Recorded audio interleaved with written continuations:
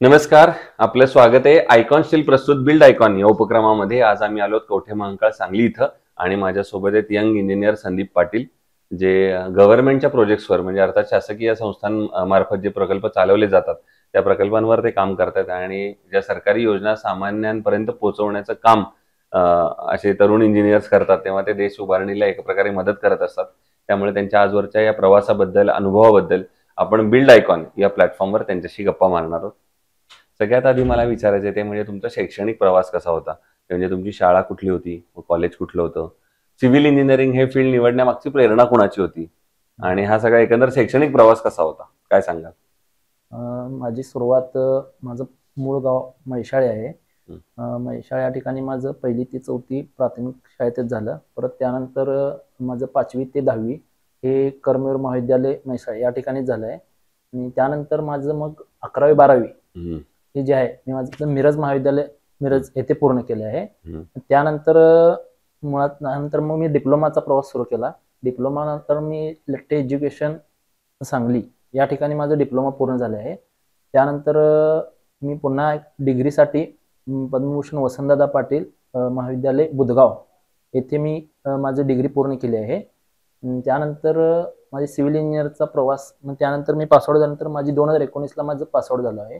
2019ला pass out झाल्यानंतर माझी पहिली जी सुरुवात आहे ती गव्हर्नमेंट प्रोजेक्ट जे आहेत आपले वॉटर सप्लायचे, सांगली महानगरपालिकेचे जे वॉटर सप्लाय जे प्रोजेक्ट आहेत तिथून सुरुवात केली.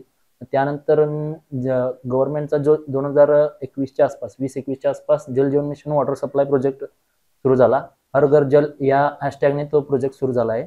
त्यानंतर तिथून मग 2021 पासून ते आजपर्यंत मी पूर्ण वॉटर सप्लायचे जे प्रोजेक्ट आहेत गव्हर्नमेंटचे ते पूर्ण हँडल करते. वा, हा जसा एक टप्पा आहे तुम्ही सांगितला त्याप्रमाणे पुढचा एक टप्पा फार महत्वाचा असतो. ते म्हणजे जेव्हा सिव्हिल इंजिनियर पहिला प्रोजेक्ट वैयक्तिकरित्या पूर्ण जबाबदारी घेऊन असा पहिला प्रोजेक्ट कुठला केला, त्या प्रोजेक्टची काय आठवण, तेव्हा जास्त जबाबदारी वाटली, दडपण आलं, भीती वाटली, पहिलाच प्रोजेक्ट आहे कसा जमणार, तर तो अनुभव कसा होता? त्यामध्ये माझा पहिला प्रोजेक्ट होता की गव्हर्नमेंटच्या महानगरपालिकेचा जो प्रोजेक्ट होता आपला वॉटर सप्लायचा, त्यामध्ये डिस्ट्रीब्युशन आणि टाकी असे 2 सबवर्क होते. त्यामध्ये पहिल्यांदा सुरुवात केली त्यावेळी थोडी नवीन नवीन असल्यामुळे थोडी मनात भीती होती की बाबा कसं होणार, काय होणार. तरी पण त्यातून आमचे अनुभवी जे सिनियर लोक होते त्यांचा आम्हाला चांगला सहवास लाभला. त्यामुळे जसं त्यांनी टेक्निकल दृष्ट्या आम्हाला मार्गदर्शन केलं त्या पद्धतीनं आम्ही व्यवस्थित तो प्रोजेक्ट पूर्ण कंप्लीट केला. त्यातून बरंच काही शिकायला मिळालं. मग ह्याचा अनुभव घेऊनच पुढे आम्ही बाहेर पडलो. मग गव्हर्नमेंटच्या ह्याच्यात ट्राय केल्यानंतर आम्हाला गव्हर्नमेंटचे प्रोजेक्ट कामं सुरू झाली. आता यातल्या येऊया काही तांत्रिक प्रश्नांकडे. त्यातला पहिला प्रश्न असा आहे की या क्षेत्रामध्ये अकुशल कामगारांचं प्रमाण फार आहे. अनस्किल्ड लेबर आपण ज्यांना म्हणतो, आणि अशा लोकांबरोबर काम करणं बऱ्याचदा धोकादायक सुद्धा ठरू शकतं. तर तुम्ही कशी ती परिस्थिती साईटवर हाताळता? ह्यामध्ये कसं होतंय की आता आपल्याकडे महाराष्ट्रामध्ये बरेच लोक हे युपी बिहारचे आहेत.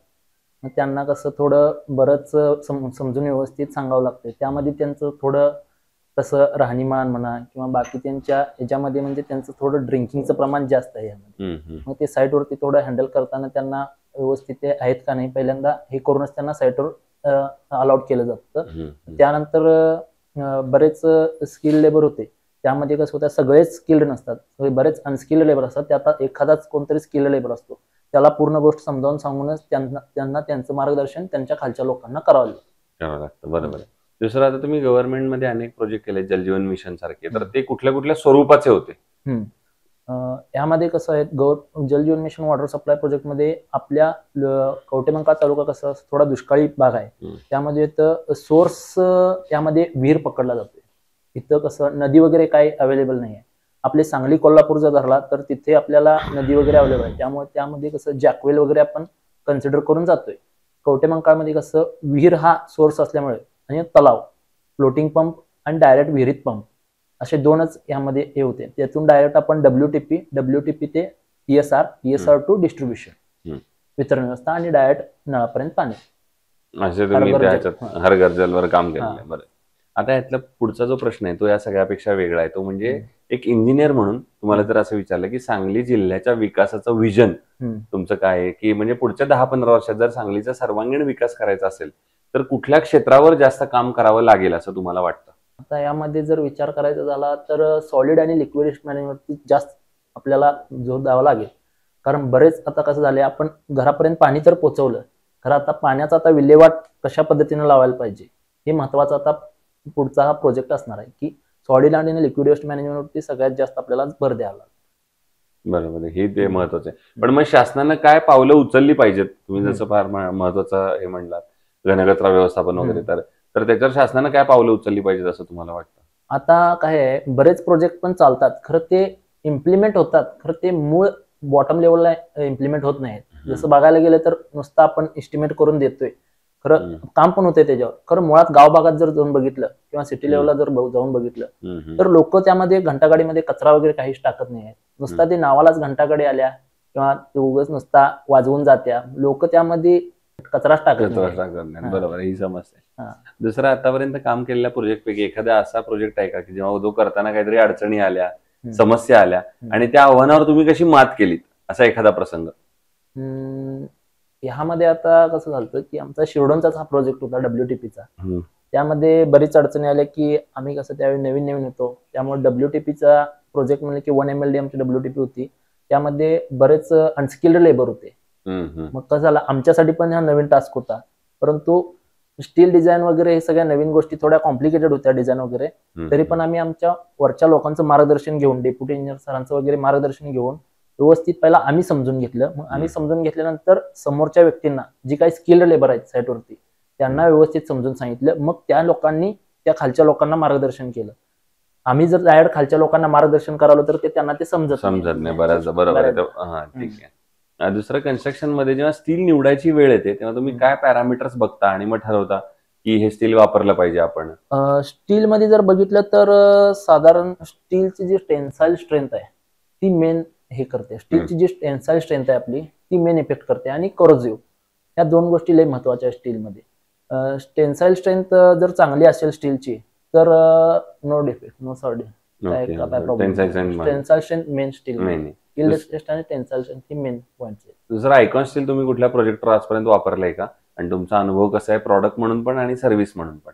हा, आम्ही आता आयकॉन स्टील हा आम्ही घोरपडीच्या ESR म्हणजे जो उंच टाकी आहे त्यासाठी आम्ही फुटिंगसाठी आयकॉन स्टील वापरलेलं आहे. त्यामध्ये आयकॉन स्टीलचं जे हे टेन्साईल स्ट्रेंथ वगैरे आहे, त्यामध्ये बेंडिंग प्रॉपर्टी म्हणा किंवा टेन्साईल स्ट्रेंथ म्हणा अगदी उत्तम आहे. त्यामध्ये बेंड वगैरे करताना काही प्रॉब्लेम येत नाहीत, इझिली बेंड होतोय, आणि चांगल्याच पद्धतीने आपले स्टिरप्स वगैरे बांधता येतात. त्यामध्ये हुक म्हणा वगैरे व्यवस्थित मारता येतात. त्यामध्ये अगदी चांगल्या पद्धतीनं स्टीलचं हे आहे. बरं, ठीक आहे. आणि आता अगदी शेवटचा प्रश्न म्हणजे, तुमच्यासारखे जे तरुण इंजिनियर या फील्डमध्ये येत आहेत, तुमचे मित्र येत आहेत, ज्युनियर्स येतात, त्यांना तुम्ही एक सिनियर म्हणून काय सल्ला द्याल? ह्यामध्ये कसं आहे, आपण शिकतो, खरं शिकल्यानंतर नुसतंच ते नोकरी लागायपुरतच बरीच लोक काय करतात की शिकतो, खरं ते शिकतात आणि नोकरी लागायपुरताच त्याचा वापर होतो. आपण जे शिकलोय ते मॅक्झिमम दृष्ट्या साईटवरती कसं युटिलाइज करता येईल याकडे जास्त भर दिला पाहिजे. बरीच लोक अशा होतात नोकरी लागल्यानंतर अभ्यास करायचं सोडून देतात. तसं नाही केलं पाहिजे, की बाबा आता नोकरी लागल्या ना की बऱ्याच गोष्टी ज्या आपल्याला साईटवरती इम्प्लिमेंट होतात, ज्या अडचणी येतात ते पुन्हा जाऊन वाचल्या पाहिजेत. संध्याकाळी आपल्याला काय अडचणी येतात त्यांच्यावर अभ्यास केला पाहिजे. मग त्या परत दुसऱ्या दिवशी येऊन कशा पद्धतीने साईटवरती इम्प्लिमेंट करता येतील त्या इम्प्लिमेंट करायला पाहिजे. सो हे होते इंजिनियर संदीप पाटील, आणि त्यांनी फार महत्वाचा मुद्दा जाताना सांगितलं, ते म्हणजे की आपण बऱ्याचदा असं होतं की थेरॉटिकल शिकतो, चांगलं पुस्तकी नॉलेज घेतो, पण ते फील्डवर इम्प्लिमेंट करत नाही. हा एक फार महत्वाचा मुद्दा, जे शिकतो आपण ते फील्डवर तुम्ही नक्की इम्प्लिमेंट करताय ना याची तुम्ही खातरजमा करा. पुन्हा एकदा आपले मनापासून आभार, आणि तुम्ही जे फार महत्वाचं काम करताय गव्हर्नमेंट प्रोजेक्टच्या माध्यमातून सर्वसामान्यांपर्यंत या योजना नेण्याचं, असेच आयकॉनिक प्रोजेक्टची निर्मिती तुमच्या हातून घडावी, याच आयकॉन स्टील तर्फे मनपूर्वक शुभेच्छा.